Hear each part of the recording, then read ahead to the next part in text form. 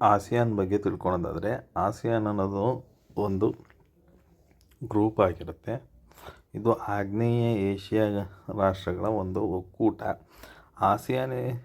ASEAN of south East Asian nation ಆಗಿರುತ್ತೆ. ಇದು August 8ರಂದು 1967ರಲ್ಲಿ ಸ್ಥಾಪನೆ ಆಗುತ್ತೆ. ಕೇಂದ್ರ ಕಚೇರಿ ಜಕಾರ್ತಾ, ಇಂಡೋನೇಷ್ಯಾದಲ್ಲಿದೆ. ಇಂಡೋನೇಷ್ಯಾದ ಜಕಾರ್ತದಲ್ಲಿದೆ.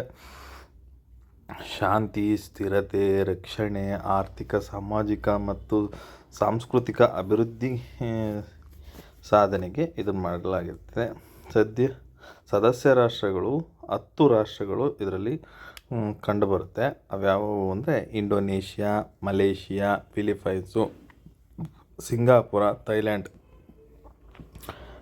ಇಷ್ಟು ರಾಷ್ಟ್ರಗಳನ್ನು ಫೌಂಡಿಂಗ್ ಮೆಂಬರ್ಸ್ ಅಂತ ಕರೆದ್ರೆ ಬ್ರೂನಿ, ಕಾಂಬೋಡಿಯಾ, ವಿಯೆಟ್ನಾಮು, ಮಯನ್ಮಾರು, ಲಾವೋಸು ಇವು ನಂತರದ ವರ್ಷಗಳಲ್ಲಿ ಇವು ಈ ಗ್ರೂಪ್ಗೆ ಒಕ್ಕೂಟಕ್ಕೆ ಸೇರಿಕೊಳ್ಳುತ್ತೆ.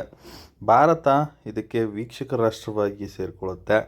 1976ರಲ್ಲಿ ಮೊದಲ ಸಮ್ಮೇಳನ ಇಂಡೋನೇಷ್ಯಾದ ಬಾಲಿಯಲ್ಲಿ ನಡೆದರೆ ಇತರೆ 8 ರಾಷ್ಟ್ರಗಳು ಇದರಲ್ಲಿ ಅಂದರೆ RCEP ಅಂತ ಬರುತ್ತೆ. ರೀಜನಲ್ ಕೋಆಪರೇಷನ್, ಒಂದು ಪ್ರಾದೇಶಿಕ ಸಮಗ್ರ ಆರ್ಥಿಕ ಸಹಭಾಗಿತ್ವದಲ್ಲಿ ಇದು ನಡೆಯುತ್ತೆ. ರೀಜನಲ್ ಕೋಆಪರೇಷನ್ಗೋಸ್ಕರ ಆ ಒಂದು ದೇಶಗಳು ಒಟ್ಟಿಗೆ ಅಂದರೆ ಆಸಿಯಾನ್ನ ಸದಸ್ಯ ರಾಷ್ಟ್ರಗಳೊಟ್ಟಿಗೆ ಆಸ್ಟ್ರೇಲಿಯಾ, ಚೀನಾ, ಜಪಾನ್, ದಕ್ಷಿಣ Korea, New Zealand, Bharat, America, Russia ಇಷ್ಟು ದೇಶಗಳು ಅಂದರೆ 8 ದೇಶಗಳು ಇಲ್ಲಿ RCEPನಲ್ಲಿ ಅಂದರೆ ಆಸಿಯಾನ್ನ ಅಷ್ಟು ರಾಷ್ಟ್ರಗಳು, ಆಸಿಯಾನ 10 ರಾಷ್ಟ್ರಗಳು ಪ್ಲಸ್ 8 ರಾಷ್ಟ್ರಗಳನ್ನು ಸೇರಿದ್ರೆ RCEP ಆಗುತ್ತೆ. RCEP ಅಂದರೆ ಪ್ರಾದೇಶಿಕ ಸಮಗ್ರ ಆರ್ಥಿಕ ಸಹಭಾಗಿತ್ವಕ್ಕಾಗಿ ಇರುವಂಥ ದೇಶಗಳಾಗಿರುತ್ತೆ.